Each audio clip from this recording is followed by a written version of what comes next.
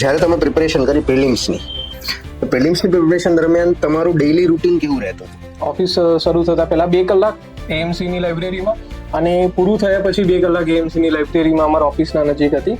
સ્ટુડન્ટને આઈડિયલી કેટલો ટાઈમ કયા કામ માટે ફાળવવો જોઈએ? સિલેબસ લગભગ 80 to 85% કવર કરી લીધું. હવે પાસ થઈ ગયા, એમ ખુશી થઈ, કોને ફોન કર્યો, કેવી રીતની એક્સાઇટમેન્ટ ક્રિએટ થઈ? ફર્સ્ટ ટાઈમ એટલું મોટું ડિસિઝન લીધું હતું કે બહાર જઈને તૈયારી કરી છે અને એ બી અમદાવાદ જેવી સિટીમાં. એ સમય બધું વર્ધિત થઈ જાય છે જ્યારે તમે સક્સેસફુલના લિસ્ટમાં તમારું નામ જ્યારે જોવો છો ત્યારે ખુશી જે છે એ હું એક્સપ્લેન નહીં કરી શકું. એમ તમે તમારું ડેસ્ટિનેશન ફાઇનલ રાખો રાધર ધેન પાથ. ફેલિયર વગર સક્સેસ અઘરું છે અને જો ડાયરેક્ટ તમને સક્સેસ મળી જશે તો હું માનું છું કે એટલી તમને વેલ્યુ નહીં હોય. સંકલ્પથી સફળતા સુધીની જર્ની હતી, એને તમારે જો એક શબ્દમાં કહેવી હોય તો તમારે શું કહેશો? નમસ્કાર વિદ્યાર્થી મિત્રો, સંકલ્પથી સફળતા સુધી પોડકાસ્ટ સિરીઝની અંદર આપ સૌનું હાર્દિક સ્વાગત છે. આજે આપણે ફરી એક નવા એપિસોડ સાથે મળી રહ્યા છીએ. આજે જેમને આપણે અહીંયા ઇન્વાઇટ કરેલા છે તેઓ GWSSB ડિપાર્ટમેન્ટમાં આસિસ્ટન્ટ એન્જિનિયર છે, સંકલ્પ એજ્યુકેશનના એક ભૂતપૂર્વ વિદ્યાર્થી છે અને જેમણે ખૂબ મહેનત કરીને જીપીએસસી ક્લિયર કરીને આ મુકામ હાસિલ કર્યું છે. તો આવો મળીએ શ્રી સિદ્ધાર્થ ગોસ્વામીને અને એમની આ સંકલ્પથી સફળતા સુધીની સફર કેવી રહી એમના જ શબ્દોથી સાંભળીએ. જોડાઈ રહો મારી સાથે. વેલકમ સિદ્ધાર્થ. નમસ્કાર સર, ખૂબ ખૂબ ધન્યવાદ મને આ પોડકાસ્ટમાં આમંત્રિત કરવા માટે અને આજની ચર્ચા કરવા માટે હું ખૂબ જ ઉત્સાહિત અને ખૂબ જ વેઇટ કરી રહ્યો છું. તો સૌ પ્રથમ સિદ્ધાર્થ, આપનો ટૂંકમાં પરિચય તમે આપો જેથી કરીને આપણા જે પોડકાસ્ટ જોનારા મિત્રો છે એમને થોડો આઈડિયા આવે. સર, મારું નામ સિદ્ધાર્થ ગિરી ગોસ્વામી છે. મેં મારું સ્કૂલિંગ પ્રાઇમરી, સેકન્ડરી અને હાયર સેકન્ડરી વલ્લભ વિદ્યાનગરમાંથી કર્યું છે. ત્યારબાદ એક પ્રાઇવેટ કોલેજમાંથી મારું BE સિવિલ મેં પૂરું કર્યું. ત્યારબાદ Sardar Patel renewable energy research ઇન્સ્ટિટ્યૂટમાં મેં મારી સેવા આપી અને ત્યારબાદ મારી જીપીએસસીની સફર શરૂ થઈ અને પછી મેં જીપીએસસીની તૈયારી કરી. ત્યારબાદ મારી અમદાવાદ મ્યુનિસિપલ કોર્પોરેશનમાં એઝ અ ટેકનિકલ સુપરવાઇઝર તરીકે મારી જોબ થઈ અને ત્યાં મેં સર્વિસ આપી અને હાલ ગુજરાત વોટર સપ્લાય અને સિવરેજ બોર્ડમાં હું આસિસ્ટન્ટ એન્જિનિયર તરીકે મારી ફરજ બજાવી રહ્યો છું. શું વાત છે! તો આ તમારી પહેલી સરકારી નોકરી નથી એવું કહી શકાય. અને શું તમે આવી રીતે આમ સ્કૂલમાં ભણતા હતા ત્યારે કંઈ આવું વિચારેલું હતું કે ગોલ ક્લિયર હતો કે હું ગવર્મેન્ટ જોબ લઈશ અને ઓફિસર બનીશ?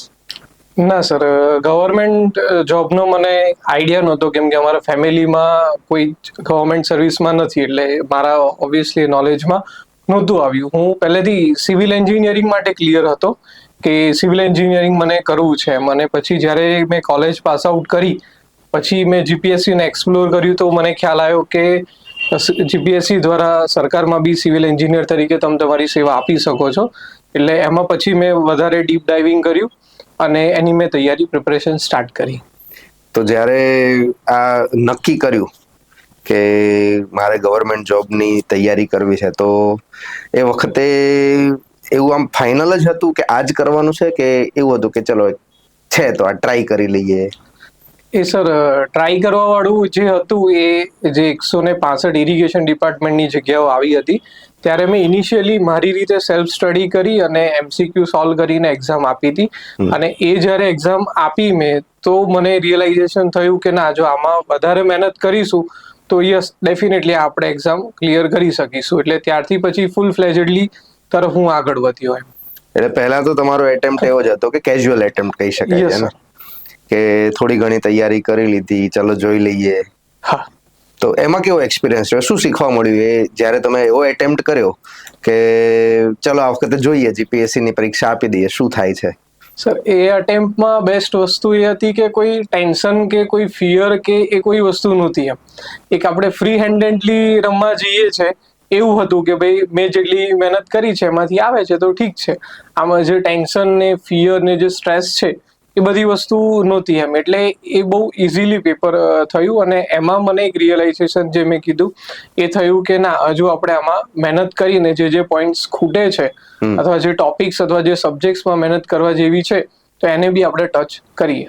ઓકે, તો તમે પછી એવું ડિસિઝન લીધું કે હવે હું ફૂલ ફ્લેજ ગવર્મેન્ટ જોબમાં તૈયારી કરીશ. તો તમારું ગ્રેજ્યુએશન પછી કેટલા સમય પછી તમે આ ડિસિઝન લીધું હતું? લગભગ સર 1.5 વર્ષ પછી ઓગસ્ટ 2020માં મારું જે ગ્રેજ્યુએશન છે એ પૂરું થયું અને એપ્રિલ 2022થી મેં સંકલ્પ એજ્યુકેશનમાં જોડાઈ અને જીપીએસસી માટેની તૈયારી ચાલુ કરી. ઓકે, તો આજે 1.5 વર્ષ તમારું જે ગયું, યસ તો એમાં તમે બીજું શું કંઈ એક્સપ્લોર કર્યું, કંઈ એક્સપિરિયન્સ લીધો હોય એવું કંઈ શેર કરવા માંગતા હોય? સર, એ જે દરમિયાન છે ગ્રેજ્યુએશન મારું જેવું પત્યું ત્યારબાદ મને વલ્લભ વિદ્યાનગરમાં જ સંસ્થા છે સરદાર Patel renewable energy research institute, ત્યાંથી મને ઓફર એટલે મેં એપ્લાય કર્યું હતું એટલે મને ત્યાં સર્વિસ મળી, એટલે ત્યાં મેં પ્રોજેક્ટ આસિસ્ટન્ટ તરીકે મારી સર્વિસ બજાવી હતી અને એ સર્વિસ બાદ મેં પછી જીપીએસસીની તૈયારી ચાલુ કરી હતી અને એ સર્વિસ દરમિયાન જ મેં જીપીએસસી ને યુપીએસસી ને ઈએસસી ને બધું એસએસસી જેઈ છે બધી એક્ઝામ વિશે સમજ્યું, એના સિલેબસ ને કઈ રીતનું હોય છે, પેટર્ન શું હોય છે, એ બધી વસ્તુ હું એ એક્ઝામ દરમિયાન જ સમજી રહ્યો હતો અને તૈયારી બી જોડે જોડે કરી રહ્યો હતો. ઓકે, ત્યારે તમારું સેલ્ફ સ્ટડી ચાલતું હતું? Yes sir. અને પછી તમે આપણે ત્યાં સંકલ્પ એજ્યુકેશનમાં જોઈન કર્યું અને તૈયારી સ્ટાર્ટ કરી. તો જ્યારે તમે પ્રિપેરેશન કરી પ્રિલિમ્સની પ્રિપેરેશન દરમિયાન તમારું ડેઈલી રૂટીન કેવું રહેતું હતું? હા સર, એ ડેઈલી રૂટીન પહેલા હું એક કિસ્સો શેર કરવા માંગીશ કે જ્યાં મારી જોબ ચાલુ હતી અને હું જ્યાં અટક્યો હતો પછી મેં તમારો જ કોન્ટેક્ટ કર્યો હતો અને ત્યારે આપણે ઓળખતા બી નહોતા, જોયા બી નહોતા, સંકલ્પ સાથે હું જોડાયો બી નહોતો, તે છતાં અનનોન ફોન પર બી તમે મને સેલ્ફ સ્ટડી માટે લગભગ 1 થી 1.5 કલાક માટે ગાઈડ કર્યો હતો. એ સ્ટીલ હજુ મને યાદ છે અને આપણે ચર્ચા થઈ હતી બુક્સ થી લઈને એમસીક્યુ પ્રેક્ટિસ થી લઈને પીવાયક્યુ લઈને બધી વસ્તુ ઓન ફોન વિધાઉટ એની કોઈ આપણે રિલેશન વગર થયું હતું એમ. અને વાત કરીએ હવે ડેલી રૂટીનની, તો ડેલી રૂટીનમાં પ્રિલિમ માટે હું સંકલ્પમાં ફાઉન્ડેશન બેચમાં જોડાયો. તો સવારે 7 વાગ્યાથી લઈને 1 વાગ્યા સુધી લેક્ચર્સ આપણે ચાલુ હતા અને વચ્ચે એક બ્રેક આપણે લેતા હતા. હવે 1 વાગ્યા પછી અમે જે અમારું ફ્રેન્ડ સર્કલ હતું અમે ગ્રુપમાં તો લંચ કરતા હતા અને લંચ કર્યા પછી જે સેમ ડે આપણે સ્ટડી કર્યું છે અને રિવિઝન કરી એના સિમિલર એમસીક્યુ છે કે પીવાયક્યુ છે કે આપણી સંકલ્પના બુકના એમસીક્યુ છે, ઈએસસી ના એમસીક્યુ છે, એ આપણે પ્રેક્ટિસ કરતા હતા. અને ક્લાસ નોટ્સમાંથી હું એક પર્સનલી મારી એક શોર્ટ નોટ બનાવતો હતો કે જ્યારે એક્ઝામ આવે તો એને ઓછામાં ઓછું આપણે 3 થી 4 વાર રિવિઝન કરી શકીએ. એટલે સાંજ સુધી આ ચાલતું હતું ને પછી રાત્રે ડિનર કરી અને સૂઈ જતા. ઓકે, મતલબ તમે ઓલમોસ્ટ આઈડિયલ શેડ્યુલ એક બનાવી દીધું હતું કે જે ફિક્સ જ હતું, ડેઈલી આવી રીતે પ્રેક્ટિસ કરવાની છે. યસ. તો તમે જે સિરિયસલી પ્રિપેરેશન કરી કે જેમાં તમે પ્રિલિમ્સ માટે સંકલ્પ એજ્યુકેશનની બેચ લીધી, એમાં તમે કેવી રીતે ટાઈમને ડિવાઈડ કરી આપશો કે તમે કેટલો ટાઈમ કોને આપતા હતા? એમાં હું 3 પાર્ટ કહીશ. એક તો લર્નિંગ અને થિયોરી, બીજો પાર્ટ આપણે આપીએ તો એમસીક્યુ સોલ્વિંગ અને પ્રેક્ટિસ, અને ત્રીજો પાર્ટ આપીએ આપણે રિવિઝનને. તો જ્યારે પ્રિપેરેશન કરતા હોઈએ ત્યારે એક સ્ટુડન્ટને આઈડિયલી કેટલો ટાઈમ કયા કામ માટે ફાળવવો જોઈએ? સર, મેં જેમ ફંડામેન્ટલ થી ચાલુ કર્યું હતું તો મારું જે 4 વર્ષનું હતું નોલેજ, એના સિવાય બી મને ઘણા બધા સબ્જેક્ટ ને ઘણા બધા ટોપિક્સ મળ્યા. એટલે મેં જે ઇનિશિયલી સૌથી વધારે ટાઈમ આપ્યો એ કન્સેપ્ટ્સ ને થિયરીમાં આપ્યો કે પહેલા એને સમજી લઈએ. પછી સેકન્ડ ટાઈમ મેં આપ્યો કે જે કન્સેપ્ટ ને થિયરીઝ આપણે સમજ્યા છે એને એમસીક્યુમાં જીપીએસસી અને અધર્સ જે એક્ઝામ્સ છે એ આપણને કઈ રીતે કેટલા ક્વેશ્ચન્સ પૂછી શકે છે, કેટલી વેરાયટીઝ આવી શકે છે, એ વસ્તુ માટે એની પ્રેક્ટિસ કરી. અને પછી છેલ્લે એ બધી વસ્તુનું રિવિઝન કર્યું અને રિવિઝન વખતે એ ધ્યાન રાખ્યું કે મેક્સિમમ એમસીક્યુ કયા ટોપિકમાંથી આવે છે ને કયા પર્ટિક્યુલર્સમાં એ લોકો વધારે ન્યુમેરિકલ જાય છે અથવા કયા એમસીક્યુ આપણને ડાયરેક્ટલી સિંગલ લાઇનરમાં પૂછે છે. એટલે રિવિઝનની જે મેં નોટ્સ બનાવી, જે મારી નોટ્સ બનાવી હતી, એમાં મેં આ વસ્તુનું ખાસ ધ્યાન રાખ્યું કે આના ક્વેશ્ચન્સ વધારે એમસીક્યુમાં આપણે એરિથમેટિક આવે છે કે કેલ્ક્યુલેશન વાળા આવે છે ને આના બેઠા આપણને ડાયરેક્ટ આવી રીતે જ પૂછતા હોય છે. તો એ વસ્તુ તો આપણને બેઝિક્સ આવડવી જ જોઈએ. મતલબ તમે બેલેન્સ્ડ શેડ્યુલમાં ચાલ્યા હતા કે શરૂઆતમાં લર્નિંગને વધારે ભાર આપ્યો અને લાસ્ટમાં રિવિઝનને વધારે ભાર આપ્યો. તો જ્યારે આ પ્રિલિમ્સની તૈયારી કરી અને તમારો ફર્સ્ટ એટેમ્પ પ્રિપરેશન પછીનો આપ્યો, એ કેવો રહ્યો? સર, જે ફર્સ્ટ અટેમ્પ પ્રિપરેશન પછી આપ્યો તો એમાં એપ્રિલમાં મેં પ્રિપરેશન સ્ટાર્ટ કરી હતી ને સેમ યરમાં સપ્ટેમ્બરમાં એક્ઝામ હતી ઇરિગેશન 100ની એમ. તો એમાં જે વસ્તુ થઈ કે મારી સિલેબસ લગભગ 80 to 85% કવર કરી લીધો, બટ જે નોનટેક છે એ મારાથી નહોતું કવર થયું. એટલે એક બેરિયરના લીધે એમાં હું અટકી ગયો અને ટેકનિકલમાં સ્કોર કરી શક્યો, બટ નોન ટેકમાં જે જોઈએ છે આપણને કટ ઓફથી ઉપર લઈ જવા માટે, એમાં હું અટકી ગયો. ઓકે, તો તમારું ફર્સ્ટ આઈટમ પ્રિપરેશન પછીનો બી અનસક્સેસફુલ રહ્યો. Yes. તો હવે આ વાત કરીએ કે એક તમારો અનસક્સેસફુલ એટેમ્પ્ટ પહેલા રહ્યો કે જેમાં તમે પ્રિપરેશન નથી કરી, તો Yes. ત્યારે તો નો રિગ્રેટ્સ, કઈ એવી Yes. તમને રિગ્રેટ્સ નહીં હોય. બટ આ એટેમ્પ્ટ તમે થોડી સિરિયસલી તૈયારી સાથે કર્યો. તમે ત્યાં વિદ્યાનગર રહેતા હતા, ત્યાંથી શિફ્ટ થઈને અહીંયા અમદાવાદ પીજીમાં આવીને રહ્યા, સંકલ્પ એજ્યુકેશનમાં કોર્સ કર્યો, ફીસ ભરી અને ફૂલ ટાઈમ પ્રિપરેશન કરી. તેમ છતાંય જ્યારે આવું રિઝલ્ટ આવે પ્રિલિમ્સનું, કે તમને તો આશા હોય જ કે હું તો પહેલા એટેમ્પમાં પાસ થઈ જ જાય. લગભગ 100% કેન્ડિડેટને એવી આશા હોય જ છે પ્રિપરેશન કરતી વખતે કે હું પાસ થઈ જ જઈશ, પણ ન થયું. તો એ સમય કેવો હતો, તમને શું ફીલ હતું અને પછી તમે શું કર્યું? સર, એમાં હું કહેવા માંગીશ કે જીપીએસસી ની બ્યુટી છે કે એ તમને સેટ થવા માટેનો બી સમય નથી આપતો. જ્યારે આ એક્ઝામ થઈ અને જે આપણે માર્ક્સ કાઉન્ટ કર્યા ને એમસીક્યુમાં આપણને ખ્યાલ આવી જાય, મને સર જોડે બી મેં વાત કરી હતી, તો એમાં તમે સેટ થાવ એની સામે બીજી જે એક્ઝામ છે RNB 77 છે ને જે GWSSB 125 છે, એની સાથે સાથે GES ગુજરાત એન્જિનિયરિંગ સર્વિસીસની પ્રિલિમ બી નેક્સ્ટ યર જાન્યુઆરીમાં હતી છે. એટલે પછી આમાં સમય કાઢ્યા કરતા મેં જે વસ્તુ નહોતી થઈ અથવા એનું એનાલિસિસ કરી અને જે વસ્તુ મારાથી ખૂટતી હતી, જે નોન ટેક છે કે ટેકનિકલમાં અમુક સબ્જેક્ટ્સ છે, એ પેપર જે મેં આપ્યું હતું એને ફરી મેં રિવાઇઝ કર્યું, ક્વેશ્ચન્સ આઈડેન્ટિફાઈ કર્યા અને એના પર વધારે વર્ક કરવાનું અગેન ફરી હું સપ્ટેમ્બરમાં ઘરે ગયો હતો. ઓક્ટોબરમાં 1 મહિનો રહી અને 1 નવેમ્બરે ફરી પાછું યુદ્ધ લડવા માટે અમદાવાદમાં પાછો આવતો રહ્યો હતો. ઓકે, સો તમે કન્ટિન્યુઅસ પ્રિપરેશન રાખી, એવું નથી વિચાર્યું કે આ થયું તે થયું કેમ પાસ ના થયા? કન્ટિન્યુઅસ તમારી જર્ની ચાલુ હતી. તો પછી તમે RNB ની પ્રિલિમ્સ આપી, GWSSB ની ફરીથી આ જે 125 છે એ પ્રિલિમ્સ આપી, GES ની પણ પ્રિલિમ્સ આપી, અને પછી આજે તમે કીધું એ પ્રમાણે તમે AMC માં જોબ કરેલી છે, તો તમે એની પણ એક્ઝામ જોડે જોડે આવી તો એ આપી દીધી. તો પછી આમાં તમને કેવી રીતનું રિઝલ્ટ થયું તમારું સ્ટેજ વાઇઝ, અને AMC માં સફળતા મળી ત્યારે સ્ટેજ કેવું હતું? સર, એમાં જે GES માં છે એમાં મારાથી પ્રિલિમ ક્લિયર ના થઈ. અગેન GES પોર્શન મારો કાચો હતો. સેમ વસ્તુ RNB 77 માં થઈ, એમાં કોમ્પિટિશન વધારે હતું ને પ્લસ અગેન GES કેમ કે બહુ ઓછા ડ્યુરેશનમાં બધી એક્ઝામ્સ ગોઠવેલી હતી. પછી જ્યારે અમે CD પટેલ સર છે અને આપણા સંકલ્પના સર છે બીજા, એમના જોડે ચર્ચા કરતા એમને કીધું કે આપણે GES નું પોર્શન, કેમ કે ટેકનિકલમાં વસ્તુ શું છે કે તમે એક સ્કોર કરતા વધારે તમે ગમે તેટલી તૈયારી કરશો, એક લિમિટેશન આવશે. તમે બધો જ સ્કોર આપણે ટેકનિકલ પર ડિપેન્ડ કરીએ થોડુંક ડિફિકલ્ટ થઈ જશે. એટલે પછી અમે ગ્રુપમાં બંધારણ છે, હિસ્ટ્રી છે, જિયોગ્રાફી છે અને ખાસ કરંટ અફેર્સના ક્વેશ્ચન એ વખતે પેપરમાં ખૂબ જ પૂછાતા હતા, એટલે એ વસ્તુ અમે ચાલુ કરી. અને ત્યારબાદ એક રવિવાર એવું હતું કે GWSSB 125 ની એક્ઝામ હતી અને નેક્સ્ટ સન્ડે AMC ની એક્ઝામ હતી. હવે આ બધી એક્ઝામો પૂરી થઈ ગઈ પછી ત્યારબાદ એ જ સમયગાળામાં રિઝલ્ટ આવ્યું હતું GWSSB ની મેઇન્સનું. એમાં મારું મેઇન્સમાં થઈ ગયું હતું. એટલે મેં GWSSB AE ની પ્રિલિમ આપ્યા પછી મેં મેઇન્સની તૈયારી ચાલુ કરી હતી.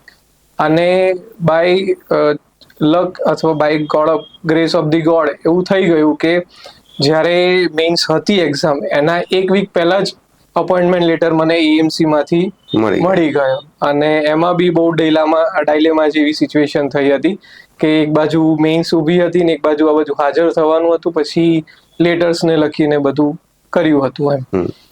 એટલે તમારું સિલેક્શન AMC માં થઈ ગયું, technical supervisor. Yes sir. But તમને અંદરથી સેટિસ્ફેક્શન નહોતું કે કેમ કે તમારો ગોલ ક્લાસ 1 to GPSC હતો, પણ તમે નોકરી સ્વીકારી લીધી અને તમારી ફરી તૈયારી જે છે એને GPSC માટે કન્ટિન્યુ કરી. તો AMC માં જ્યારે તમે જોબ સ્વીકારી અને જોબ ચાલુ કરી એ પછી કઈ રીતે ટાઈમ મેનેજમેન્ટ થયું, પ્રિપરેશન કઈ રીતે સેટલ થઈ ફરી પાછી? એમાં સર જે આપણે અમદાવાદ મ્યુનિસિપલ કોર્પોરેશનમાં જે TS ની જોબ મળી ટેકનિકલ સુપરવાઇઝરની, એ તો સૌથી પહેલા ખુશીની વાત એ હતી કે જે હું રસ્તા પર નીકળ્યો હતો એક માઇલસ્ટોન મને મળી રહ્યો કે ભાઈ આપણે જે પાથ પર જઈ રહ્યા છે એ આપણે મહેનત કન્ટિન્યુ રાખીશું તો GPSC પણ આપણે ક્લિયર કરી શકીશું એમ. તો એક પહેલા તો ખુશીની વસ્તુ હતી. ઘરે બધું જે હતું એ બધું ઓકે થઈ ગયું, ફાઇનાન્શિયલી સ્ટેબલ થઈ ગયા, માનસિક રીતે વધારે સ્ટેબલ થઈ ગયા કે ભાઈ ચલો something is better than nothing એમ. અને હવે અમદાવાદ મ્યુનિસિપલ કોર્પોરેશનમાં હું પૂર્વ ઝોન ઓફિસમાં બેસતો હતો. તો એ ઓફિસમાં બેસવાના કારણે મને થોડો ઘણો ગેપ મળી રહેતો હતો. અને ઓફિસ વર્કના લીધે આપણે ફિઝિકલી એટલું આપણે થાકતા નથી, જેના કારણે હું ઓફિસ શરૂ થતા પહેલા 2 કલાક એએમસીની લાઇબ્રેરીમાં અને પૂરું થયા પછી 2 કલાક એએમસીની લાઇબ્રેરીમાં અમારા ઓફિસના નજીક હતી. તો ત્યાં જ જે આપણું ઇન્ટરવ્યુની છે એ પ્રિપરેશન મેં કન્ટિન્યુ રાખી હતી. ઓકે, GWSSB નું તમારું ઇન્ટરવ્યુ હતું, એની પ્રિપરેશન થઈ ગઈ, એએમસી ની તૈયારી જોડે થઈ ગઈ. યસ. તો તમે GWSSB નું ઇન્ટરવ્યુ અપિયર થયું જીપીએસસી ની અંદર. આ તમારું આઈ થિંક ફર્સ્ટ ઇન્ટરવ્યુ હતું. Yes sir. જીપીએસસી ની અંદર કે જે ક્લાસ 1-2 લેવલની એક્ઝામનું ઇન્ટરવ્યુ હોય. તો એ ઇન્ટરવ્યુનો એક્સપિરિયન્સ કેવો રહ્યો અને શું તમને શીખવા મળ્યું એમાંથી? સર, ફર્સ્ટ ઇન્ટરવ્યુ મારું હતું અને ઓલમોસ્ટ ડિસેમ્બર 23માં રિઝલ્ટ આવ્યું હતું. ડિસેમ્બર 24માં ઇન્ટરવ્યુ સ્ટાર્ટ થયું, એટલે ઓલમોસ્ટ 1 યરનો ગેપ હતો. તો એ 1 યરમાં મેં ઓલમોસ્ટ એવું જ વિચાર્યું છે ઓલવેઝ એ વર્ષમાં કે હવે 2 મહિના રહીને ઇન્ટરવ્યુ આવશે, હવે 2 મહિના રહીને ઇન્ટરવ્યુ આવશે. એટલે એ વસ્તુ હું કરતો ગયો અને સબ્જેક્ટ્સને પ્રેક્ટિકલ આસ્પેક્ટથી કઈ રીતે આપણે ઇમ્પ્લિમેન્ટ કરી શકીએ છીએ એ વસ્તુને હું સમજતો ગયો અને એની નોટ્સ બનાવતો ગયો. સાથે સાથે એક બાજુ મારે ઇન્ટરનેશનલ જે કરંટ અફેર્સ હું જોતો હતો, ઇન્ટરનેશનલ રિલેશન્સ જોતો હતો, એને કન્ટિન્યુ રાખ્યું. પ્લસ જે હું અત્યારે જોબમાં હતો એ સમયે, તો એમાં બી મેં ડીપ ડાઇવિંગ કર્યું ને જે હોટ ટોપિક્સ છે કે જે પ્રશ્ન થઈ શકે છે એની પ્રોબેબિલિટી સ્વીકારી, પ્રોબેબિલિટી વિશે આપણે શોધ્યું, WTP વિઝિટ કર્યું, STP વિઝિટ કર્યું, પછી ડમ્પિંગ સાઇટ વિઝિટ કરી. એ બધી વસ્તુ જાણી સમજી એની નોટ્સ બનાવી, એની વિઝિટ કરી. અને સાથે સાથે આ જે દરમિયાન હતું એમાં ઘણા બધા ઇન્ટરવ્યુ જીપીએસસીના હતા, જેમ કે RNB 77 છે, પ્લસ આપણે GWSSB 1-2 નું ઇન્ટરવ્યુ થયા હતા, ઇરિગેશન 100 ના ઇન્ટરવ્યુ થયા હતા. તો ઇવન ધો મારે ઇન્ટરવ્યુ નહોતા તે છતાં બી મેં મોક ઇન્ટરવ્યુ આપવા ગયો. ભલે જેટલી પ્રિપરેશન થઈ હોય, 2 સબ્જેક્ટ થયા, 4 સબ્જેક્ટ થયા, હું ગયો આપવા અને એ વસ્તુ મેં ફેસ કર્યું એમ કે ભાઈ વોટ એવર જે માર્ક્સ આપશે એ માર્ક્સ કરતા રિમાર્ક્સ પર હું વધારે વર્ક કરીશ, જેથી મારું જ્યારે ઇન્ટરવ્યુ આવે તો એમાં હું ફૂલ ફ્લેજેડલી મારા કોઈ રિમાર્ક્સ ના આવે અને મને સારા માર્ક્સ મળી રહે.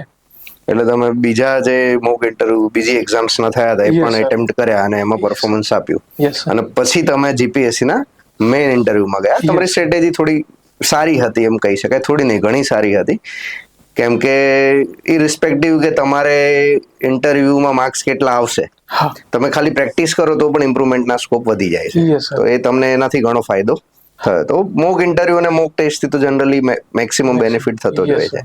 તો પછી હવે જે દિવસે તમે ઇન્ટરવ્યુ માટે ગયા, ડી ડે જેને આપણે કહીએ કે તમારો પરફોર્મન્સ માટેનો દિવસ હતો, તો એ દિવસનો એક્સપિરિયન્સ અનુભવ કેવો રહ્યો તમારો? કેમ કે બીકોઝ તમે આટલી બધી પ્રેક્ટિસ કરીને અપિયર થવાના હતા, તો ઓલમોસ્ટ મેન્ટલી તો તમે ઓલમોસ્ટ પ્રિપેર્ડ હતા, પણ એ વખતે કેવો એક્સપિરિયન્સ રહ્યો તમારો? સર, એ એક્સપિરિયન્સ હું બધાને સજેસ્ટ કરીશ કે જો તમે જીપીએસસીની પ્રિપરેશન કરતા હોય તો એકવાર ઇન્ટરવ્યુનો તો એક્સપિરિયન્સ કરવો જોઈએ, કેમ કે એ અંદરનો જે આખો એક્સપિરિયન્સ છે, અંડર પ્રેશર તમારે જે આખું તમારું બેસ્ટ પરફોર્મન્સ આપવાનું છે વિધિન 15 or 20 મિનિટ્સ, અને જે તમારી આખી ફ્યુચર લાઈફ ઓલમોસ્ટ ડિસાઇડ કરશે, અને પાછળનું જે પાસ્ટમાં તમે મહેનત કરી છે એ બી ડિસાઇડ કરશે એમ. તો એ એક્સપિરિયન્સ ખૂબ જ સરસ હતો, અને જે આગળ મેં મોક આપ્યા હતા એના કારણે એક મને કામનેસ મળી હતી એમ કે હું એક સ્ટેબલ રહી શકતો હતો. અને પાછળના મોક ઇન્ટરવ્યુઝના લીધે મેં ડિસાઇડ કરી લીધું હતું કે મારે કોઈના જોડે વાત નથી કરવી, કેમ કે અંદર તમે જેટલી ચર્ચા કરશો એટલું તમને વધારે ક્યુરિયોસિટી થશે અને તમે વધારે અંડર પ્રેશર થતા જશો. એટલે જસ્ટ બી કામ, અને જ્યારે તમારો ટર્ન આવે છે ત્યારે તમારું બેસ્ટ પરફોર્મન્સ આપો, અને ત્યારે પ્રેઝન્સ ઓફ માઇન્ડનું સૌથી વધારે મહત્વ છે, અને એને તમે સામે ફેસ કરી ગયા તો પછી ઇન્ટરવ્યુમાં વાંધો નથી. બટ જે આખી પ્રોસેસ છે એ ખૂબ જ ટ્રાન્સપરન્ટ છે, અને આમ જોવા જઈએ તો જેમ જેમ ટાઈમ વીતતો જાય છે એમ પ્રેશર જેવું વધતું જાય છે, કેમ કે એક છોકરા ઇન્ટરવ્યુમાંથી જતા જાય ને શું પૂછ્યું હશે ને શું નહીં, ને પછી લંચ ટાઈમ ને આ તે ઘણી બધી વસ્તુ તમને એ ટાઈમે ખૂબ જ ફીલ થાય છે. એટલે એ ટાઈમે તમે કામ રહો એ ખૂબ જ મહત્વનું છે. તો ઇન્ટરવ્યુ તમારું પતી ગયું, તમારી એક્સપેક્ટેશન પ્રમાણે સારું ગયું હતું કે ખરાબ ગયું હતું? સર, એમાં એવું છે કે મારું ફર્સ્ટ ઇન્ટરવ્યુ હતું ને, તો હું જે ઇન્ટરવ્યુ રૂમમાંથી નીચે આવ્યો ને ત્યાં સુધી ટોટલી જ બ્લેન્ક હતો એમ. કેમ કે અંદર શું ચાલે છે શું નહીં, ઘણા બધા એવું કહેતા હોય છે કે ઇન્ટરવ્યુ તમારા હાથમાં છે એમ, બટ હું ટોટલી એનાથી ડિસઅગ્રી કરી ગયો. કેમ કે ઇન્ટરવ્યુ ટોટલી સામેવાળાના હાથમાં જ છે અને તમે ખાલી તમારું પરફોર્મન્સ આપો. You can not drive interview at your way at all. એ જે સિચ્યુએશન છે એ જ થવાનું છે. એટલે ત્યાંથી તો પછી હું ટોટલી જ બ્લેન્ક હતો. બટ અમુક ક્વેશ્ચન્સના લીધે મને એવું લાગતું હતું કે જે મારું હું હજુ આપી શકતો હતો એ ના આપી શક્યો, એ મને થોડુંક હતું એમ. ડન. તો પછી ઇન્ટરવ્યુ તમારું ફિનિશ થયું અને પછી વેઇટ ચાલુ થયું રિઝલ્ટ માટે. એ જે થોડા દિવસ હોય ને ઇન્ટરવ્યુ પત્યા પછી, મિનિમમ 10-15 અને મેક્સિમમ 1 મહિનો, આટલો સમય જનરલી જીપીએસસી લેતી હોય છે. તો એ થોડા અઘરા દિવસો હોય છે. તો પછી જે દિવસે રિઝલ્ટ આવ્યું એ દિવસે શું તમારો આમ અનુભવ રહ્યો કે હવે પાસ થઈ ગયા, એમ ખુશી થઈ, કોને ફોન કર્યો, કેવી રીતની એક્સાઇટમેન્ટ ક્રિએટ થઈ?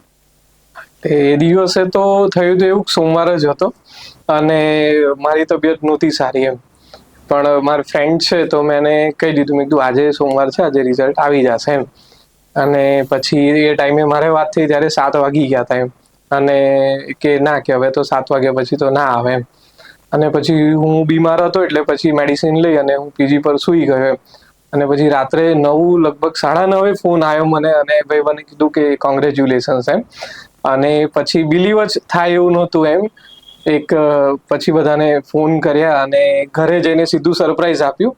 ઘરે ફોન નહોતો કર્યો. રાત્રે 10 વાગે સીધું અમદાવાદથી વિદ્યાનગર નીકળી ગયો હતો. ઓકે. એટલે ખૂબ જ ખુશીનો મોમેન્ટ હતો. અને જે બધું છે એ સમય બધું વર્ધિત થઈ જાય છે જ્યારે તમે સક્સેસફુલના લિસ્ટમાં તમારું નામ જ્યારે જોવો છો ત્યારે એ ખુશી જે છે એ હું એક્સપ્લેન નહીં કરી શકું એમ. અને મારી માટે વધારે એટલે હતું કે અમારા ફેમિલીમાં કોઈ જ સર્વિસમાં નથી એમ, અને પહેલું જ મારું નામ થયું એમ. અને એ વસ્તુ થઈ એમ કે ના ભાઈ, આપણે જે વસ્તુથી ઘર છોડીને અહીં આવ્યા હતા અમદાવાદમાં અને પીડીએફમાં નામ આવ્યું એમ, તો એ જે એક્સપિરિયન્સ છે એ ખૂબ જ બ્યુટીફુલ હતો એમ. ઘરે બધા ખુશ થઈ ગયા? યસ. હવે તમે પ્રિપેરેશન સ્ટાર્ટ કરી, આમ તો કહી શકાય કે તમે જોબ કરતા હતા ત્યારે જ સ્ટાર્ટ કરી દીધી 2021 થી. યસ. અને તમારું રિઝલ્ટ આવે છે 2025 સ્ટાર્ટિંગમાં. તો ઓલમોસ્ટ 4 વર્ષનો સમયગાળો. તો આ 4 વર્ષનો સમયગાળો તમે એક તમારા કરિયર બનાવવા પાછળ, કરિયર સેટલ કરવા પાછળ કે મહેનત કરવા પાછળ જ્યારે તમે આપો અને તમને આવું રિઝલ્ટ મળે, તો આ 4 વર્ષ આપવા કેટલું વર્થિટ છે? સર, એવું હું કહીશ કે ફૂલ્લી વર્થિટ છે. તમે જો અંદરથી ઈચ્છો છો કે આ વસ્તુ કરવી છે અને જ્યારે એ વસ્તુ થાય છે, આટલા બધા છોકરાઓ અત્યારે તૈયારી કરી અને એક્ઝામ આપે છે અને એ બધાની વચ્ચે તમે સિલેક્ટ થાવ છો, અને બીજા કરતાં બી તમે પોતે જે વસ્તુ ધાર્યું છે અને કોઈક દિવસ બોર્ડમાં આપણે લખ્યું છે કે આઈ કેન ડુ ઇટ, અને અત્યારે લખો છો આઈ ડીડ ઇટ એમ, તો એમાં જે ખુશી મળે છે ત્યારે બધું વર્ધિત થઈ જાય છે એમ. અને જે પછીની લાઈફ છે એ આખી અલગ જ થઈ જાય છે તમારા સ્ટ્રગલ કરતા એમ. એટલે હું ડેફિનેટલી કહીશ કે ખૂબ જ વર્ધિત છે. અને એ લાઈફ પછી આર્થિક, માનસિક અને શારીરિક રીતે અને બધી જ રીતે તમે ખૂબ જ સ્ટેબિલિટી સાથે, અને સમાજમાં બી માન સન્માનથી લઈને, ફેમિલી વાળાનેથી બી લઈને, જે લોકો તમારું આમ તેમ બોલતા હોય છે ડ્યુરિંગ તમારા સ્ટ્રગલ ટાઈમમાં, એ બધાનું બિહેવિયર ચેન્જ થઈ જાય છે. અને તમે અંદરથી બી એવું થાય છે કે ના, મેં કરી લીધું એમ. તો ઘણી વખત એવું બનતું હોય કે સ્ટુડન્ટ્સ પૂછતા હોય અમને કે સર 2 વર્ષથી હું તૈયારી કરું છું, તો શું હું ચાલુ રાખું કે નહીં? યા તો પછી એવું પૂછતા હોય કે સર કેટલા વર્ષ તૈયારી કરાય, એને આઈડિયલ ટાઈમ કેટલો અપાય પ્રિપેરેશનને ગવર્મેન્ટ જોબ લેવા માટે? તો એને તમે શું સલાહ આપશો? હું સલાહ એવી આપીશ કે તમે રોડ ડિસાઈડ ના કરશો કેટલા વર્ષને કેટલું સમયને, તમે ડેસ્ટિનેશન ડિસાઈડ કરો કે મારે ડેસ્ટિનેશન આ છે કે જીપીએસસી ની સક્સેસફુલની પીડીએફમાં મારે નામ જોઈએ છે. એના માટે પછી 1 વર્ષ થાય, 6 મહિના થાય, 2 વર્ષ થાય, 3 વર્ષ થાય, 3.5 વર્ષ થાય. હું એવું નથી કહેતો કે તમે ફૂલ ફ્લેજેડલી આમાં જ કરો, મે બી જોબ સાથે જ કર્યું છે એમ પ્રિપરેશન. પછી 1 વર્ષ ફૂલ્લી મારો જોવા જઈએ તો પીરિયડ પ્રિપરેશન માટે હતો. 20માં મેં પાસ આઉટ કર્યું ને 22માં પછી જે જોબ છોડી, 23 મેં આખું આપ્યું હતું 22-23માં. અને 23માં સપ્ટેમ્બરથી પછી મારે એએમસી ની જોબ ચાલુ થઈ ગઈ હતી અને એએમસી પછી આ ચાલુ થઈ ગઈ. એટલે એવું નથી કે તમારે ફૂલ ફ્લેજેડલી જ કરવું પડે, બટ જે સિલેબસ છે જીપીએસસી નો એને ફૂલ ફ્લેજેડલી કોન્સેપ્ટ ને થિયરી વાઇઝ સમજવું એ વસ્તુ ઇમ્પોર્ટન્ટ છે. એ એકવાર તમને થઈ જશે પછી તમે ધીમે ધીમે પ્રિપરેશન ચાલુ રાખશો અને એક્ઝામ આપી રાખશો તો પછી તકલીફ નહીં પડે એમ. મતલબ તમે એવું નક્કી ન કરો કે ટાઈમ ડ્યુરેશન કેટલું હશે, એ નક્કી કરો કે મારે કરવું છે. Yes sir. ગમે તે રીતે ગમે ત્યારે થાય, પણ આ મારે ક્લિયર કરવું છે તો થઈ જશે. અને ફેલિયર તમને મળે છે તો ઠીક છે, વાંધો નહીં. ફેલિયર વગર સક્સેસ અઘરું છે, અને જો ડાયરેક્ટ તમને સક્સેસ મળી જશે તો એ હું માનું છું કે એટલી તમને વેલ્યુ નહીં હોય. ફેલિયર પછી જે સક્સેસ મળશે અથવા પેશન્સ પછી તમને સક્સેસ મળશે તો એમ તમને વેલ્યુ હશે. અને એટલે આવી રીતે તમારે કરવું જોઈએ, અને તમે તમારું ડેસ્ટિનેશન ફાઇનલ રાખો રાધર દેન પાથ, કે ભાઈ મારે ક્લાસ 1-2 થવું છે કે મારે ક્લાસ 2 થવું છે કે મારે આ વસ્તુ થવું છે. તમે ફાઇનલ ગોલ ફાઇનલ રાખો, સમયને આ વસ્તુમાં ધ્યાન આપ્યા કરતા એમ. સરસ, આ વાત સરસ કરી. ઘણા બધા સ્ટુડન્ટ્સને આનાથી થોડું ઇન્ટરનલ મોટિવેશન મળશે કે ઇરિસ્પેક્ટિવ ઓફ ટાઈમ કન્સ્ટ્રેન્ટ આપણે ગોલને કન્સ્ટ્રેન્ટ બનાવી દઈએ કે આ આપણી કન્સ્ટ્રેન્ટ છે, આ જ્યાં સુધી નહીં અચીવ થાય ત્યાં સુધી બીજું કાંઈ નહીં વિચારી. તો તમારી પ્રિપેરેશન પર આવું તો સિવિલ એન્જિનિયરિંગના સિલેબસમાં મારે એ જાણવું છે કે કયા 3-4 ટોપિકને તમે ફેવરિટ કહેશો કે આ મને બહુ ગમતા હતા? એમાં સર ફેવરિટમાં ટોપિક ને સબ્જેક્ટ જો હું કહું તો મને બિલ્ડિંગ મટીરિયલ્સ સારું ફાવતું હતું, કેમ કે મેં જોબ કરી હતી તો બિલ્ડિંગ મટીરિયલ્સ ઓબ્વિયસલી કામ થવાનું છે. અને એક મને ખબર નહીં બટ મને આપણું જે એન્વાયરમેન્ટ એન્જિનિયરિંગ છે એમાં મને ખૂબ જ રસ થઈ ગયો હતો. એટલે એની જે આપણી સંકલ્પની નોટ્સ હતી એને મેં નહીં પ્રિલિમ પહેલા 8 થી 9 વાર એ નોટ્સ રિવિઝન કરી હશે. અને ઓલ્ધો થયું એવું કે જેટલી વાર રિવિઝન કરી છે કંઈક ને કંઈક નવું જાણવા મળ્યું છે સેમ બુકમાં. એટલે આ 2 સબ્જેક્ટ છે એના પર થોડુંક મને વધારે પકડ હતી એમ. અને એવો કયો ટોપિક છે કે જે તમને ગમતો જ નતો, કે યા તો તમારો લીસ્ટ ઇન્ટરેસ્ટ વાળો ટોપિક હતો તેમ છતાંય તમે એમાં પૂરેપૂરી મહેનત કરી હતી? એમાં સર હું કહીશ કે સ્ટ્રેન્થ ઓફ મટીરિયલ સોમ જે સબ્જેક્ટ છે એમાં મારો બેઝ બહુ કાચો હતો એમ. પણ પછી મને એ વસ્તુ આઈડેન્ટિફાઈ થઈ અને પછી મેં પેપર્સ બી જોયા અને સર્કલ એટલે ફ્રેન્ડ સર્કલમાં બધી ચર્ચા બી થઈ અને પછી ફાઇનલ એવું થયું કે એમાં જે ક્વેશ્ચન્સ પૂછે છે એ મોર ઓર લેસ રિપીટેટિવ ટાઈપના હોય છે. એટલે જે બેઝિક્સ છે જે બધા કરીને જાય છે સબ્જેક્ટમાં એનું મેં લિસ્ટ આઉટ કર્યું અને એની એક અલગ નોટ્સ બનાવી અને એ નોટ્સ ડેઈલી રિટર્ન જતા પહેલા એને વાંચી લેવાની, ખબર પડે કે ના પડે.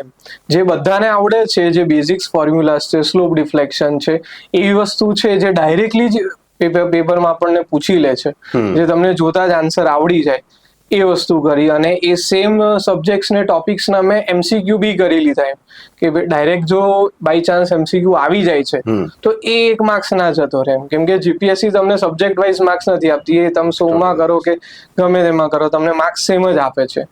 એટલે એ વસ્તુ બી મેં કરી એમ. અને થતો હતો એટલો મેં પ્રયત્ન કર્યો સમજવાનો, પણ પછી જે અમુક ડાયરેક્ટલી ક્વેશ્ચન્સ છે એને પછી મેં રિમેમ્બર કરી લીધા. તો ટેકનિકલ તો તમારું ઓલમોસ્ટ ક્લિયર હતું જ પહેલેથી, અને પછી તમે નોન ટેકમાં વધારે મહેનત કરી. તો નોન ટેકમાં કયા ટોપિક્સ તમારા ફેવરિટ રહ્યા અને તમને થોડા વધારે સ્કોરિંગ લાગ્યા? નોન ટેકમાં સર બંધારણ, સૌથી પહેલા તો બંધારણમાંથી સારા એવા ક્વેશ્ચન્સ આવે છે. એટલે બંધારણ મેં કર્યું હતું ને એમાં અનુચ્છેદ ને રોજ એમાં તો એવું કર્યું હતું કે જે મારું બીજી થી લઈને એકેડમી સુધીનો રસ્તો છે એ રસ્તામાં હું ચાલતા આવતો હતો, તો એ ચાલતા જ અનુચ્છેદ યાદ કરતા જવાનું એમ. રોજ એક અનુચ્છેદ એડ કરતો જવાનું. એટલે અનુચ્છેદ વાળું કર્યું અને બંધારણમાં બી પ્રીવિયસમાં જે ક્વેશ્ચન્સ પૂછાયા હતા એને થોડુંક એનાલાઇઝ કર્યું કે ભાઈ બંધારણમાં બી કયા ટોપિકમાંથી દરેક પેપરમાંથી ક્વેશ્ચન આવે છે. એ ટોપિક તો આપણને આવડવો જ જોઈએ, બીજું ભલે આપણે કરીએ અને એના પર ફોકસ કરીએ, પણ જે પૂછે છે ટોપિક એ તો આપણને આવડવું જ જોઈએ એમ. એટલે બંધારણ કર્યું. પછી મને પ્રિપરેશનના સ્ટાર્ટિંગથી જ મને કરંટ અફેર્સમાં ખૂબ જ ઇન્ટરેસ્ટ હતો એમ. પણ અત્યાર સુધી હું શું કરતો હતો કે કરંટ અફેર્સ ખાલી જોતો હતો. પછી મને એક ફ્રેન્ડે સલાહ આપી કે તું જોવે છે તો એની સાથે સાથે રફમાં તો પણ તું રફમાં લખ એમ. તો પછી મેં કરંટ અફેર્સ મંથલીનું જોઈ અને એને લખવાનું ચાલુ કર્યું. અને એ લખવાની સમયે નાની ડાયરી જોડે જ રાખવાની અને ગ્રુપમાં બી એ કરંટ અફેર્સ ડિસ્કસ કરવાના, એટલે સામેવાળાને બી 4 વસ્તુ ખ્યાલ આવે અને મને બી રિમેમ્બર થાય. એટલે બંધારણ પર ફોકસ કર્યું, આના પર ફોકસ કર્યું અને મેથ્સ રીઝનિંગ પર ફોકસ કર્યું. એટલે આટલા તમે સિલેક્ટેડ ટોપિક કરો એમ નોન ટેકમાં, but you have to do it. કરવું પડશે. ખાલી ટેકનિકલ થી પાસ નહીં થવાય. Yes sir. ખાલી નોન ટેક થી પાસ નહીં યસ સર. હિસ્ટ્રી મેં થોડું ઘણું કર્યું, ફૂલી નથી કર્યું. અને ઇકોનોમીમાં મને એટલો બધો રસ નહોતો, તે છતાં મેં મેરેથોન તો જોઈ નાખી. ઓકે. પણ જે સ્ટ્રોંગ સબ્જેક્ટ તમારા છે, તમને ઇકોનોમી ફાવતો હોય તો તમે ઇકોનોમી કરો, બટ તમારે 2 થી 3 ટોપિક સિલેક્ટ કરી અને નોનટેકમાં એટલું આપવું પડશે એમ. મતલબ બંનેને જો પ્રાયોરિટી આપીશું ને બંનેમાં સિલેબસ કવર કરીશું તો ચાન્સ વધી જાય છે. ઓકે, તો હવે તમે ઘણી બધી વખત આપણી વાતચીતની અંદર તમારા પીજી ના મિત્રોને, ડિસ્કશન ને ફ્રેન્ડ્સને મેન્શન કર્યા છે. તો જે તમારું ગ્રુપ છે કે જે લોકો તમે જોડે તૈયારી કરી હતી, એ લોકોની જર્ની કેવી રહીને, એ લોકો અત્યારે ક્યાં પહોંચ્યા, શું કરી રહ્યા છે, એના વિશે કંઈક કહેવા માંગતા હોય? એટલે અમે બધા ક્લાસીસમાં જ મળ્યા હતા, કોઈને પર્સનલી ઓળખતું નહોતું, બટ ધીમે ધીમે બાય ચાન્સ અથવા by grace of the God એવું થયું કે અમે બધા એકબીજાના ક્લોઝ આવ્યા અને ફ્રેન્ડ સર્કલ બન્યું ને પછી અમે ગ્રુપ બનાવ્યું ને જોડે પ્રિપરેશન ચાલુ કરી, રિવિઝન્સ ચાલુ કર્યા. બધા એક સબ્જેક્ટ કરીને આવે પોતપોતાનો અથવા ઓપોઝિટ સબ્જેક્ટ કરીને આવે, એવી રીતે અમે પ્રિપરેશન ચાલુ કરી. પછી ઘણા બધા અમે ઇવન જે તહેવાર છે એ બી ફ્રેન્ડ સર્કલમાં ત્યાં ને ત્યાં અમે સેલિબ્રેટ કર્યા. અને એ રીતે જોડે તૈયારી કરીએ ને તો એક ટેન્શન વાળું વસ્તુ બહુ ઓછી થઈ જાય છે. તમે એકલા તૈયારી કરતા હોય તો તમારા મગજમાં 1000 વિચારો આવે, પણ તમે જયારે કોમ્પિટિશનમાં તૈયારી કરતા હોય ને તો તમને એક રેસ જેવું લાગે કે આને આ સબ્જેક્ટ કર્યો છે તો મારે બાકી છે. પછી તમે રાત્રે 12, 1, 2 ગમે તેટલા વાગ્યા સુધી એ કરી નાખો એમ કે ના આ બધાએ કર્યું છે તો મારે કરવું પડશે એમ, કેમ કે પાછો આપણે નવા સબ્જેક્ટ ચાલુ કરવાના છે. એટલે એ બહુ ખુશનસીબ માનું છું પોતાને કે મને એક સારું એવું ફ્રેન્ડ્સનું ગ્રુપ મળી રહ્યું, જેનાથી હું ત્યાં અમદાવાદમાં રહી બી શક્યો અને જોડે તૈયારી બી થઈ શકી. એમાંથી અત્યારે એક મ્યુનિસિપલ એન્જિનિયરમાં છે, એક ONGC માં છે અને એક ઇરિગેશન 100 માંથી આસિસ્ટન્ટ એન્જિનિયર તરીકે ફરજ બજાવી રહ્યા છે. મતલબ તમારા બધા મિત્રો ગવર્મેન્ટ ઓફિસર છે. મતલબ તૈયારી જે કરી એ ડેસ્ટિનેશન સુધી બધા પહોંચી ગયા ખરા. અને અમે જ્યારે સ્ટાર્ટ કર્યું ત્યારે અમે કોઈ જ ગવર્મેન્ટ ઓફિસર્સ નહોતા અને બાય ચાન્સ થયું એવું કે અમે જે 5 જણનું ગ્રુપ બનાવ્યું એનું નામ અમે ગવર્મેન્ટ ઓફિસર્સ જ રાખ્યું હતું. અને બધાએ અચીવ પણ કર્યું. Yes sir. આ ઘણી સારી વાત કહેવાય, હેલ્ધી કોમ્પિટિશન, એકબીજાને સપોર્ટ. આવું કરવાથી જલ્દી રિઝલ્ટ મળતું હોય છે અને મિત્રોનો સપોર્ટ હોય તો જે શું કહેવાય ટફ ટાઈમ છે ને એ થોડો શોર્ટ લાગે તમને. યસ.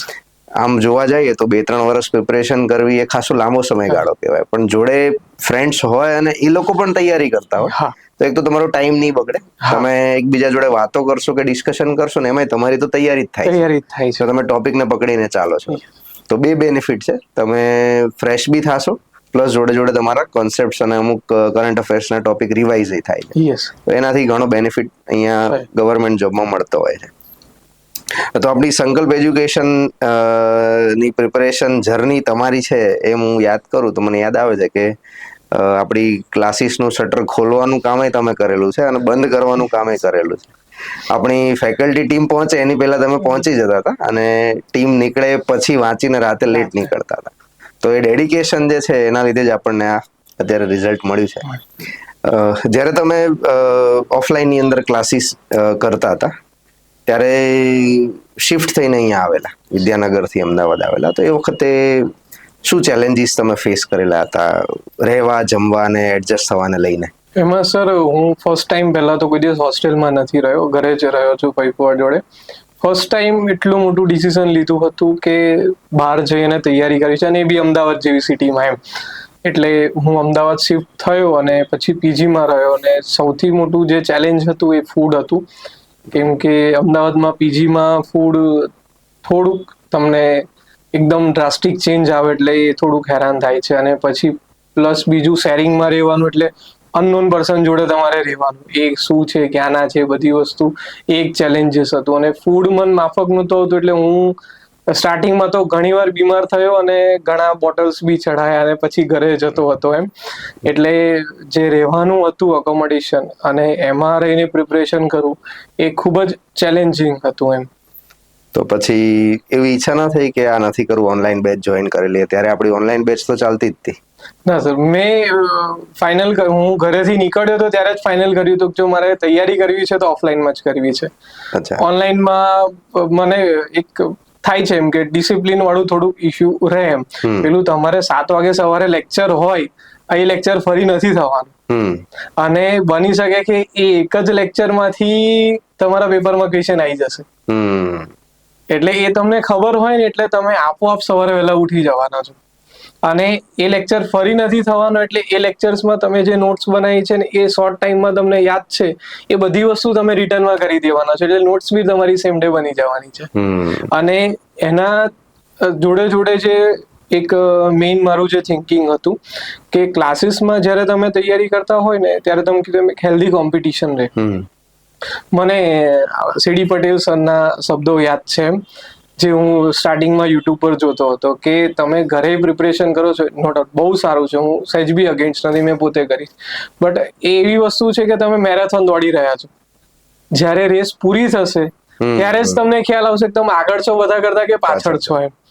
જ્યારે અહીંયા આગળ કેવું છે કે એવરી ડે સ્પ્રિન્ટ ચાલતી હોય છે.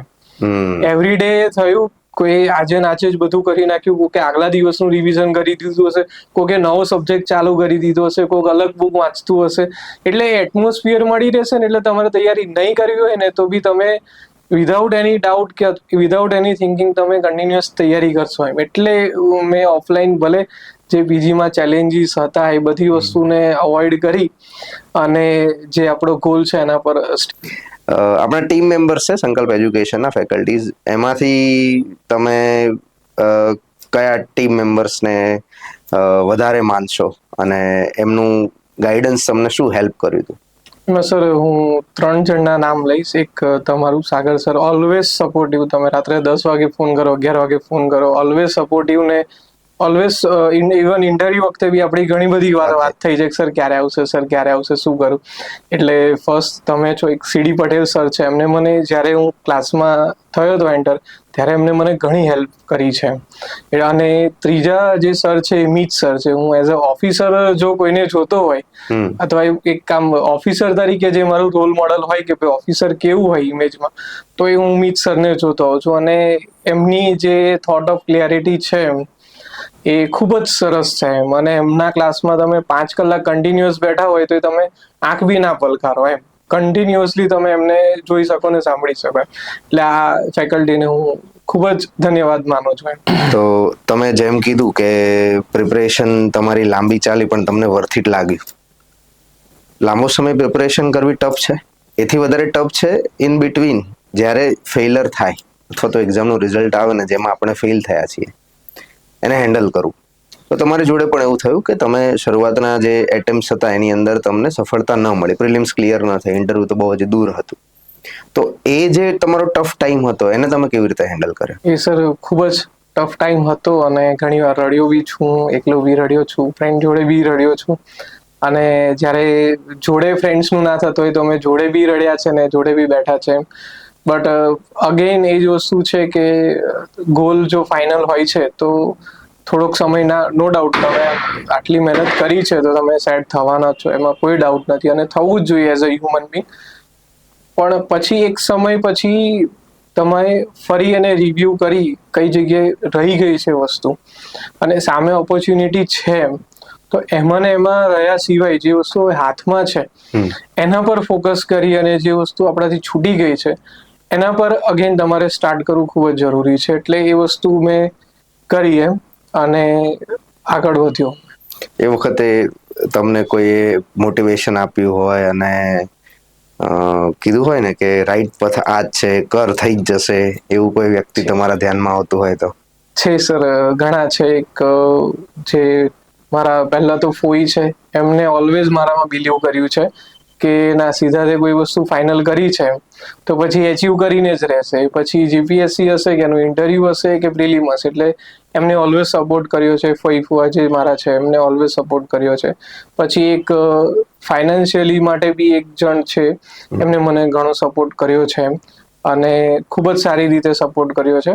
અને જે અમદાવાદની વાત કરું તો મને એક બેસ્ટ ફ્રેન્ડ કહો કે પાર્ટનર કહો, એ મને મળી ગયું હતું, જેને મને જોડે રહી અને સાથે બેસાડીને કીધું છે કે ના તું એક વર્ષ મહેનત કર, તારામાં જે વસ્તુ છે તું ડેફિનેટલી કરી શકીશ. એટલે આ 3 તો છે જ. અને એના સિવાય બી ઘણા બધા જે છે, ઇવન હું નાનો હતો ત્યારે મંદિરે પૂજા કરતો હતો, તો મંદિરની સોસાયટીમાંથી જે અંકલ એવું હોય છે એમના બી ફોન આવતા એમ કે ના તું મહેનત કરે છે તો થઈ જશે એમ. પણ આ જે 3 વ્યક્તિ હતા એ ખૂબ જ એમને મારામાં બિલીવ કર્યો હતો. અને એમના સિવાય બી એક જેમના વગર હું ઈચ્છતો તો બી કદાચ ના થઈ શકતું, એ સીડી પટેલ સર હતા. એમને બી સ્ટાર્ટિંગમાં મને ખૂબ જ સપોર્ટ કર્યો છે, અત્યારે બી એ ઓલવેઝ જોડે ઊભા હોય છે. મતલબ તમને મોટિવેશન આપવા માટે અને સપોર્ટ કરવા માટે આખી ટીમ છે એવું હું કહી શકું. એમાં સર એવું છે, તમે જ્યારે ઈચ્છતા હોય ને ત્યારે બધું થઈ જાય છે. કેમ કે આ બધા સપોર્ટમાં શું છે કે આપણે ઈચ્છા શક્તિ થઈ એમ અને અચીવ કરવું છે, અને મેં ડિસાઈડ કર્યું કે આપણે ઓફલાઈન કરવું છે, અને હું આણંદથી બહાર નીકળ્યો પછી મને એવું લાગે છે કે ભગવાન બધા રસ્તા તમને આપોઆપ ખોલી આપે છે. એટલે બધું ઓટોમેટિકલી સેટ થતું ગયું. Yes sir. અને આ બધા આમ ભગવાનના રૂપમાં જે આવીને સપોર્ટ કર્યો એમ કે ના ભાઈ તું ગીવ અપ ના કરીશ એમ, આ બધા સપોર્ટ કર્યો છે. તો અત્યારે જે વિદ્યાર્થી મિત્રો એવા હોય છે કે તમે જોયું પણ હશે, હું ઘણી બધી વખત નોટિસ કરતો હોઉં છું કે 1 એટેમ્પ કે 2 એટેમ્પ આપ્યા પછી નિરાશ થઈ જતા હોય છે, નાસીપાસ થઈ જતા હોય, ડિપ્રેશનમાં આવી જાય, બીજા કંઈક પગલાં લેવાનું વિચારે. એમને તમે શું કહેશો, એમાંથી બહાર કેવી રીતે આવી શકાય? એમાં સર હું બહાર આવવા માટે એક સજેશન આપીશ કે જો તમે સિવિલ એન્જિનિયરિંગ કરેલું છે તો સૌથી પહેલા તો જીપીએસસી છે, પછી ગૌણ પસંદગી સેવા મંડળ છે, એમાં બી હમણાં ખૂબ જ સારી જગ્યાઓ પડી છે. જીપીએસસી છે, એના સિવાય એસએસસી એક્ઝામ લે છે જેઈની, એના સિવાય આરઆરબી જેઈની એક્ઝામ લે, એના સિવાય ઈએસસી ની એક્ઝામ થતી હોય છે, જેમાં અત્યારે હવે રેલવેની જે સીટ્સ છે એ બી મર્જ થઈ ગઈ છે. તો જો તમે સિવિલ એન્જિનિયર છો and you really want to સર્વ the nation or the people, તો તમારી પાસે મલ્ટિપલ ઓપ્શન્સ છે. તમને લાગે છે કે ના આ એક્ઝામમાં મને નથી ફાવતું અથવા આ એક્ઝામમાં હું નથી ક્લિયર કરી રહ્યો એન્ડ યુ વોન્ટ ટુ સર્વ ધ નેશન, અને તમારી વસ્તુ કરવી છે, તો તમારી પાસે ઘણા બધા ઓપ્શન્સ છે. અને જે સિવિલમાં વેકેન્સીસ પડે છે અત્યારના સમયમાં, ઇવન એવરેજ આપણે પકડીએ તો એસએસસી જેઈમાં 1000+ એવરી યર વેકેન્સીસ પડે છે. તો તમે એમાં બી પ્રયત્ન કરી શકો છો, એમાં ઇન્ટરવ્યુનું બી ઇશ્યુ નથી.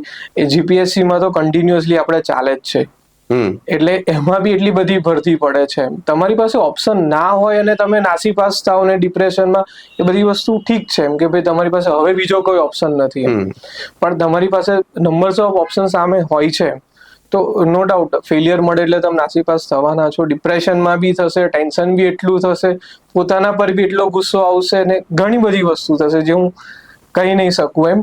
પણ સામે જો બીજે આપણી પાસે ઓપોર્ચ્યુનિટી ઊભી છે તો પછી જે જતી રહી છે ઓપોર્ચ્યુનિટીને જવા દઈને જે સામે ઓપોર્ચ્યુનિટી ઊભી છે એના પર આપણે ફોકસ કરવાનું સ્ટાર્ટ કરવું જોઈએ. ખૂબ સરસ. કે મિત્રોને અત્યારે એટલું જ જોવું જોઈએ કે હવે નેક્સ્ટ શું છે. યસ, જે વીતી ગયું એ વીતી ગયું, કેમ કે એ તો ચેન્જ થઈ શકશે નહીં. તો આવો એટીટ્યુડ રાખીને જો કોઈ સ્ટુડન્ટ પ્રિપરેશન કરશે તો એને થોડા જ સમયમાં, હું તો કહીશ 1-2 વર્ષની અંદર જ સફળતા મળી જશે. જે વીતી ગયું છે એમાંથી શીખવાનું એક એટીટ્યુડ એમ કે ભાઈ જે વીતી ગયું છે એટલે પછી પેપર મૂકી દીધું ને ફરી પાછું તમે એટલું ને એટલું જ કરીને જશો તો નહીં થાય. પાછું તમે પાછળના પેપર જોશો, તમે અટેમ્પ કરશો, તમે ફરી પાછા એને એનાલાઇઝ કરશો શાંતિથી બેસીને, તો તમને રિયલાઇઝ થશે કે મારે આ સબ્જેક્ટમાં પ્રોબ્લેમ છે કે નોનટેકમાં પ્રોબ્લેમ છે કે ન્યુમેરિકલ્સમાં મને પ્રોબ્લેમ છે કે થિયરીના કન્સેપ્ટમાં હું એમસીક્યુ ખોટા કરું છું કે મારા નેગેટિવ વધી જાય છે. અમારો એક ફ્રેન્ડ હતો, એના બહુ સારા માર્ક્સ આવતા હતા, બટ એની સામે એ પેલો ખોટા એટલા કરતો હતો કે એના સાચા બી ઓછા થઈ જતા હતા. એટલે તમે પાછળના જે ફેલિયર થયા છે એનાથી શીખી અને પછી આગળ જો વધશો ને તો તમારા જે માઇનસ પોઈન્ટ છે ઓછા થતા જશે અને ઓટોમેટિકલી સ્કોર ઇમ્પ્રુવ થતો જશે. યસ. તમારી આ જે સંકલ્પથી સફળતા સુધીની જર્ની હતી, જેને હું સંકલ્પથી સફળતા સુધી એટલા માટે કહું છું કેમ કે કોઈ પણ વસ્તુ હોય તમે નક્કી કર્યું કે મારે આ કામ કરવું છે, તો એ તમે સૌથી પહેલા શું કરશો? સંકલ્પ કરીશ. સંકલ્પ કરશો અને એના ઉપર કામ કરવાનું ચાલુ કરશો, પછી તમને સફળતા મળશે. તો તમારી જે સંકલ્પથી સફળતા સુધીની જર્ની હતી એને તમારે જો એક શબ્દમાં કહેવી હોય તો તમે એને શું કહેશો? સર, મારી જર્ની ને જો મારે એક શબ્દમાં કેવું હોય તો હું એક શબ્દમાં જ કહીશ કે ડેસ્ટિની. ડેસ્ટિની જ કેમ? ડેસ્ટિની એટલા માટે કે મેં જ્યારે ગ્રેજ્યુએશન કર્યું હતું ત્યારે મને જીપીએસસી નો કંઈ જ આઈડિયા નહોતો, બટ જે રીતે રસ્તો ખુલતો ગયો અને જે રીતે નોલેજ આવતું ગયું અને જે આખું સ્ટ્રગલ થઈને અત્યારે જે છે, તો કદાચ એવું છે કે તમારી ડેસ્ટિની જેમ કે મારી લખેલી હશે એમ, તો એ તમે મહેનત કરશો તો એ ડેસ્ટિની સુધી તમે પહોંચી જશો અને જે સપોર્ટ જોશે બધો થશે જ એમ, અને તમારી જે ડેસ્ટિની લખેલી છે ત્યાં તમે પહોંચી જશો. એ કોઈ ચેન્જ નહીં કરી શકે. યસ સર, એ આપણે ચેન્જ કરી શકીશું જો આપણે મહેનત નહીં કરીએ તો. હા, અધરવાઇઝ કોઈ ચેન્જ નહીં કરી શકે. Well said. હવે એક નાનો એવો રેપિડ ફાયર રાઉન્ડ કરી લઈએ. Sure sir. અભ્યાસ કરતી વખતે ચા કે કોફી? ચા. વહેલી સવારે કે મોડી રાતે ક્યારે વધારે તમારો ટાઈમ પ્રોડક્ટિવ હોય છે? હું પ્રિપરેશનનું કહીશ તો દિવસ ને રાત બંને, કેમ કે 12 કલાક એ જ કરતા હતા, ખાલી સુવાનો ટાઈમ વધતો હતો. હવે સ્ટડી જ્યારે કરતા હોય ત્યારે મોબાઈલ યુઝ કરવાની હા કે ના? હું કરંટ અફેર્સને ફોલો કરવા માટે કરતો હતો, અને જે મટીરિયલની વસ્તુ થતી હોય પીડીએફ ને એમસીક્યુ, સોશિયલ મીડિયા એટલું ના. સોશિયલ મીડિયા તો ટોટલી ફેસબુક, ઇન્સ્ટા બધું બંધ. એક જો સુપર પાવર તમારી જોડે હોય જ્યારે તમે પ્રિપરેશન કરતા હોય તો એ કઈ હોય તો સારું? સ્ટ્રક્ચર સબ્જેક્ટને ઇઝીલી સમજવું. સૌથી ઓવરરેટેડ મિથ પ્રિપરેશનના રિગાર્ડિંગ કે જે તમારો તૂટ્યો હોય? હું પર્ટિક્યુલરલી કોલેજના નામ નથી કહેતો, પણ એક મિથ જે મને બી હતું એમ કે આટલી જગ્યાઓ છે, 100 જગ્યાઓ, તો જે મોટી મોટી કોલેજો છે, એલડી છે, બીવીએમ છે કે નિરમા છે, ઘણી બધી કોલેજો છે, તો એ લોકોમાંથી 100 જણ બહાર નીકળતા છે, તો આપણે તો ક્યાં પાસ થવાના એમ. એટલે એ મિથ હતું જે તૂટી ગયું એમ. પેન પેપર વાળી નોટ્સ કે ડિજિટલ નોટ્સ? પેન પેપર વાળી નોટ્સ. તમે પોતાની સેલ્ફને મોટિવેટ રાખવા માટે કઈ સોંગ કે લાઈન એવી તમે રિપીટ કરતા હોય એવું? એમાં સર બે વસ્તુ હું કરતો હતો. એક જે આરંભ હે પ્રચંડ હે વાળું સોંગ છે, યુદ્ધ તો વીરકા પ્રમાણે, એક સોંગ સાંભળતો હતો. એક એવી ક્વોલિટી કે જે દરેક પ્રિપરેશન એસ્પિરન્ટમાં હોવી જ જોઈએ. પેશન્સ. તમારા માટે સ્ટ્રેસ બસ્ટર શું હતું?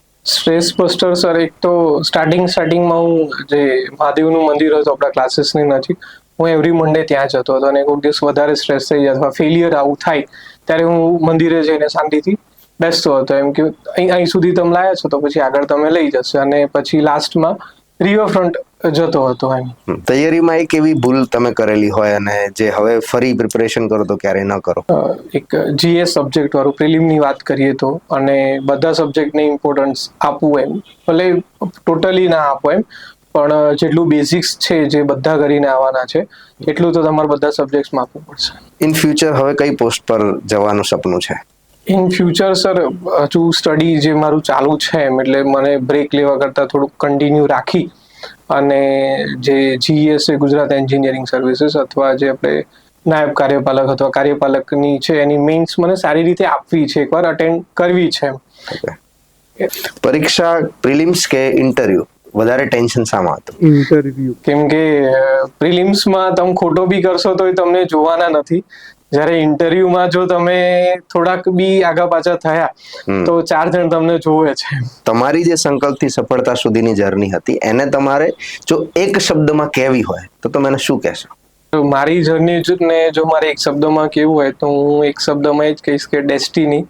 થેન્ક યુ સિદ્ધાર્થ, તમારી ચાલુ નોકરીમાંથી થોડો સમય કાઢીને આ પોડકાસ્ટ માટે અહીંયા આવવા બદલ. તમારી જે જર્ની તમે શેર કરી છે એનાથી ઘણા બધા મિત્રોને, સિવિલ એન્જિનિયરિંગના વિદ્યાર્થીઓને, સ્ટ્રગલ કરતા, પ્રિપરેશન કરતા હોય એવા વિદ્યાર્થી મિત્રોને ઘણું જાણવા અને શીખવા મળશે, અને આશા રાખીએ કે આ પોડકાસ્ટ જોઈને એ શીખે અને એમની સફળતા સુધીની જે સફર છે એ પૂરી કરે. તો મિત્રો, આવા જ નવા એપિસોડ સાથે, નવા પોડકાસ્ટ સિરીઝ સાથે આપણે ટૂંક સમયમાં ફરી મળીશું. પોડકાસ્ટને આખો અંત સુધી સાંભળવા બદલ આપ સૌનો આભાર. જય હિન્દ, જય ભારત.